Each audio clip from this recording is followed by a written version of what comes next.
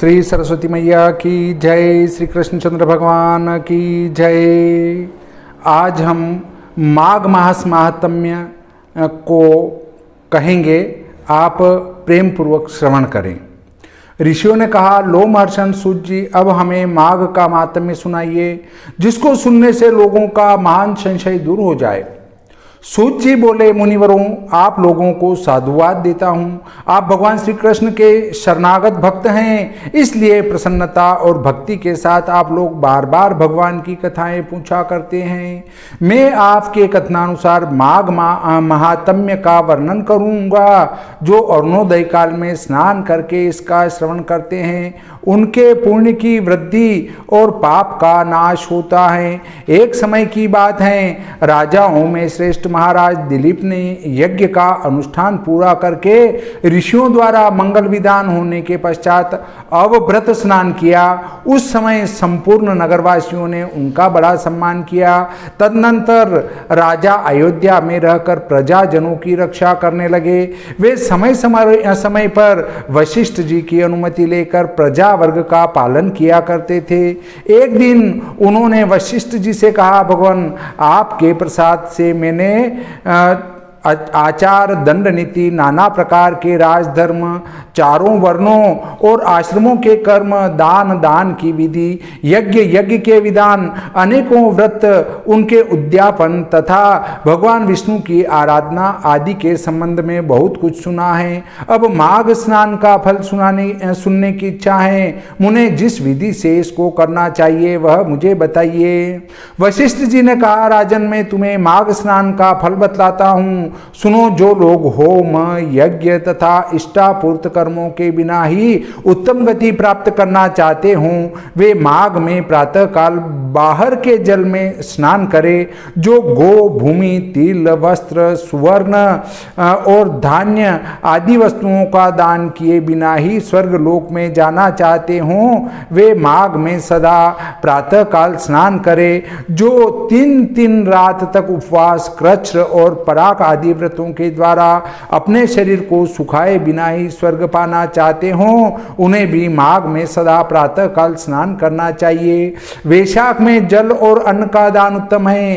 कार्तिक में तपस्या और पूजा की प्रधानता है तथा माघ में जप, होम और दान, ये 3 बातें विशेष हैं। जिन लोगों ने माघ में प्रातः स्नान, नाना प्रकार का दान और भगवान विष्णु का स्तोत्र पाठ किया है, वे ही दिव्य धाम में आनंद पूर्वक निवास करते हैं। प्रिय वस्तु के त्याग और नियमों के पालन से माघ सदा धर्म का साधक होता है और अधर्म की जड़ काट देता है। यदि सकाम भाव से माघ स्नान किया जाए तो उससे मनोवांछित फल की सिद्धि होती है और निष्काम भाव से स्नान आदि करने पर वह मोक्ष देने वाला होता है। निरंतर दान करने वाले, वन में रहकर तपस्या करने वाले और सदा अतिथि सत्कार में संलग्न रहने वाले पुरुषों को जो दिव्य लोक प्राप्त होता है, वे ही माघ स्नान करने वालों को भी मिलते हैं। अन्य पुण्यों से स्वर्ग में गए हुए मनुष्य पुण्य समाप्त होने पर वहां से लौट आते हैं, किंतु माघ स्नान करने वाले मानव कभी वहां से लौट कर नहीं आते। माघ स्नान से बढ़कर कोई पवित्र और पाप नाशक व्रत नहीं है। इससे बढ़कर कोई तप और इससे बढ़कर कोई महत्वपूर्ण साधन नहीं है। यही परम हितकारक और तत्काल पापों का नाश करने वाला है। महर्षि भृगु ने मणि पर्वत पर विद्याधर से कहा था, जो मनुष्य माघ के महीने में जब उषः काल की लालिमा बहुत अधिक हो, गांव से बाहर नदी या पोखर में नित्य स्नान करता है, वह पिता और माता के कुल की 7 पीढ़ियों का उद्धार करके स्वयं देवताओं के समान शरीर धारण कर स्वर्गलोक में चला जाता है। दिलीप जी महाराज पूछते हैं, ब्रह्मन महर्षि भृगु ने किस समय मणि पर्वत पर विद्याधर को धर्मोपदेश किया था, बताने की कृपा करें। वशिष्ठ जी बोले, राजन, प्राचीन काल में एक समय 12 वर्षों तक वर्षा नहीं हुई। इससे सारी प्रजा उद्विग्न और दुर्बल होकर 10 दिशाओं में चली गई। उस समय हिमालय और विंध्य पर्वत के बीच का प्रदेश खाली हो गया। स्वाहा, स्वधा, वष्टकार और वेदाध्ययन सब बंद हो गए। समस्त लोक में उपद्रव होने लगा। धर्म का तो लोप ही हो गया था, प्रजा का भी अभाव हो गया। भूमंडल पर फल, मूल, अन्न और पानी की बिल्कुल कमी हो गई। उन दिनों नाना प्रकार के वृक्षों से आच्छादित नर्मदा नदी के रमणीय तट पर महर्षि भृगु का आश्रम था। वे उस समय आश्रम से शिष्यों सहित निकलकर हिमालय पर्वत की शरण में गए। वहाँ कैलाशगिरी के पश्चिम में मणिकूट नामक पर्वत हैं, जो सोने और रत्नों का ही बना हुआ है। उस परम रमणीय श्रेष्ठ पर्वत को देखकर अकाल पीड़ित ब्रह्मर्षि भृगु का मन बहुत प्रसन्न हुआ और वहाँ उन्होंने वहीं अपना आश्रम बना लिया। उस मनोहर शेल पर वनों और उपवनों में रहते हुए सदाचारी भृगु जी ने दीर्घ काल तक भारी तपस्या की। इस प्रकार जब ब्रह्मर्षि भृगु जी वहाँ अपने आश्रम पर निवास करते थे, एक समय एक विद्याधर अपनी पत्नी के साथ पर्वत से नीचे उतरा। वे दोनों मुनि के पास आए और उन्हें प्रणाम करके अत्यंत दुखी हो एक ओर खड़े हो गए। उन्हें इस अवस्था में देख ब्रह्मर्षि ने मधुर वाणी से पूछा, विद्याधर प्रसन्नता के साथ बताओ, तुम दोनों इतने दुखी क्यों हो? विद्याधर ने कहा, द्विज श्रेष्ठ, मेरे दुख का कारण सुनिए। मैं पुण्य का फल पाकर देवलोक में गया। वहाँ देवताओं का शरीर, दिव्य नारी का सुख और दिव्य भोगों का अनुभव प्राप्त करके भी मेरा मुंह बाघ का सा हो गया। न जाने यह किस दुष्कर्म का फल उपस्थित हुआ है। यही सोच सोच कर मेरे मन को कभी शांति नहीं मिलती। ब्रह्मन एक और भी कारण है जिससे मेरा मन व्याकुल हो रहा है। यह मेरी कल्याणमयी पत्नी बड़ी मधुर भाषिणी तथा सुंदरी हैं। स्वर्गलोक में शील, उदारता, गुण समूह, रूप और यौवन की संपत्ति द्वारा इसकी समानता करने वाली एक भी स्त्री नहीं है। कहाँ तो यह देवमुखी सुंदरी रमणी और कहाँ मेरे जैसा व्याघ्रमुख पुरुष। ब्रह्मन में इसी बात की चिंता करके मन ही मन सदा जलता रहता हूँ। भृगु जी ने कहा, विद्याधर श्रेष्ठ, पूर्व जन्मों में तुम्हारे द्वारा जो अनुचित कर्म हुआ है वह सुनो। निषिद्ध कर्म कितना ही छोटा क्यों न हो, परिणाम में वह भयंकर हो जाता है। तुमने पूर्व जन्म में माघ के महीने में एकादशी को उपवास करके द्वादशी के दिन शरीर में तेल लगा लिया था। इसी से तुम्हारा मुंह व्याघ्र के समान हो गया। पुण्यमयी एकादशी का व्रत करके द्वादशी को तेल का सेवन करने से पूर्व काल में इलानंदन पुरूरवा को भी कुरूप शरीर की प्राप्ति हुई थी। वे अपने शरीर को कुरूप देख उसके दुख से बहुत दुखी हुए और गिरिराज हिमालय पर जाकर गंगा जी के किनारे स्नान आदि से पवित्र हो प्रसन्नता पूर्वक कुशासन पर बैठे। राजा ने अपनी संपूर्ण इंद्रियों को वश में करके हृदय में भगवान का ध्यान करना आरंभ किया। उन्होंने ध्यान में देखा, भगवान का श्री विग्रह नूतन नील मेघ के समान श्याम है। उनके नेत्र कमल दल के समान विशाल हैं। वे अपने हाथों में शंख, चक्र, गदा और पद्म धारण किए हुए हैं। उनका श्रीअंग पीतांबर से ढका है। वक्ष स्थल में कौस्तुभ मणि अपना प्रकाश फैला रही हैं तथा वे गले में वनमाला धारण किए हुए हैं। इस प्रकार श्री हरि का चिंतन करते हुए राजा ने प्राणवायु के मार्ग को भीतर ही रोक लिया और नासिका के अग्रभाग पर दृष्टि जमाए हुए कुंडलिनी के मुख को ऊपर उठाकर स्वयं सुषुम्ना नाड़ी में स्थित हो गए। इस तरह 1 मास तक निराहार रहकर उन्होंने दुष्कर तपस्या की। इस थोड़े दिनों की तपस्या से ही भगवान संतुष्ट हो गए। उन्होंने राजा के 7 जन्मों की आराधना का स्मरण करके उन्हें स्वयं प्रकट हो प्रत्यक्ष दर्शन दिया। उस दिन माघ शुक्ल पक्ष की द्वादशी तिथि थी। सूर्य मकर राशि पर स्थित थे। भगवान वासुदेव ने बड़ी प्रसन्नता के साथ चक्रवर्ती नरेश पुरूरवा पर शंख का जल छोड़ा और उन्हें अत्यंत सुंदर एवं कमनीय रूप प्रदान किया। देखिए, इसमें वर्णन आता है पुरूरवा के जो है कुरूपता का नाश किस प्रकार हुआ। तो पुरूरवा की कुरूपता का नाश होने का बड़ा सुंदर चित्रण इस कथा में किया गया है। वह रूप इतना मनोहर था जिससे देवलोक की नायिका उर्वशी भी आकृष्ट हो गई और उसने पुरूरवा को पति रूप में प्राप्त करने की अभिलाषा की। इस प्रकार राजा पुरूरवा भगवान से वरदान पाकर कृतकृत्य हो अपने नगर में लौट आए। विद्याधर कर्म की गति ऐसी ही है, इसे जानकर भी तुम क्यों खिन्न होते हो? यदि तुम अपने मुख की कुरूपता दूर करना चाहते हो तो मेरे कहने से शीघ्र ही मणिकूट नदी के जल में स्नान करो। वह प्राचीन पापों का नाश करने वाला है। तुम्हारे भाग्य से माघ बिल्कुल निकट है। आज से 5 दिन के बाद ही माघ मास आरंभ हो जाएगा। तुम पोष के शुक्ल पक्ष की एकादशी से ही नीचे वेदी पर सोया करो और 1 महीने तक निराहार रहकर तीनों समय स्नान करो। भोगों को त्याग कर जितेंद्रिय भाव से तीनों काल भगवान विष्णु की पूजा करते रहो। विद्याधर श्रेष्ठ, जिस दिन माघ शुक्ला एकादशी आएगी उस दिन तक तुम्हारे सारे पाप जलकर भस्म हो जाएंगे।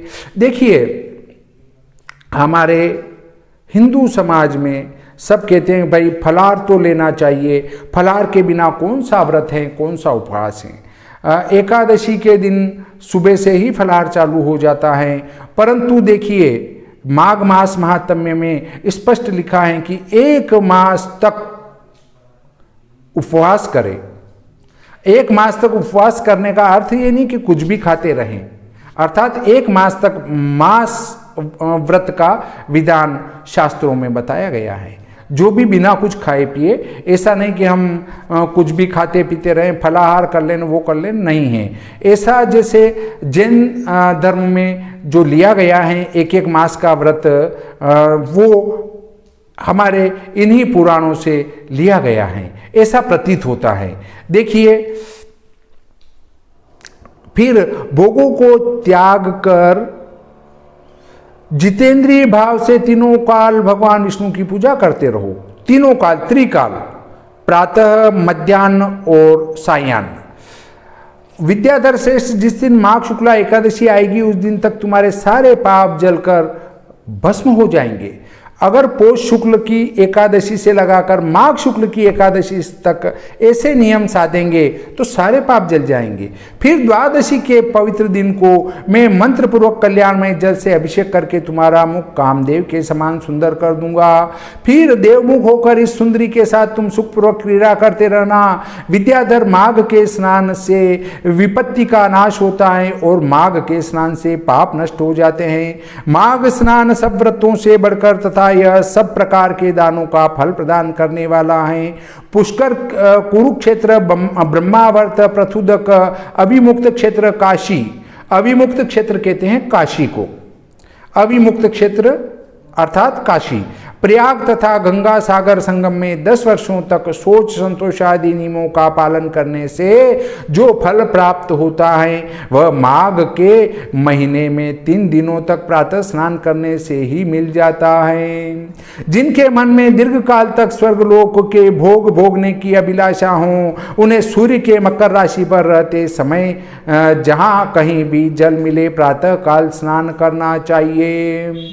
आयु, आरोग्य, रूप, सौभाग्य एवं उत्तम गुणों में जिनकी रुचि हो उन्हें सूर्य के मकर राशि पर रहने तक प्रातः काल अवश्य स्नान करना चाहिए। जो नरक से डरते हैं और दरिद्रता के महासागर से जिन्हें त्रास होता है उन्हें सर्वथा प्रयत्नपूर्वक माघ मास में प्रातः काल स्नान करना चाहिए।